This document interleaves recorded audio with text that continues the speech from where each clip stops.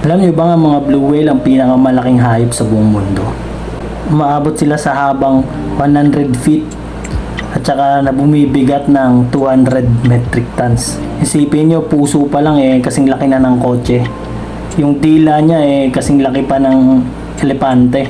Isipin mo kung malaki na yung elepante, dila lang yun ng blue whale.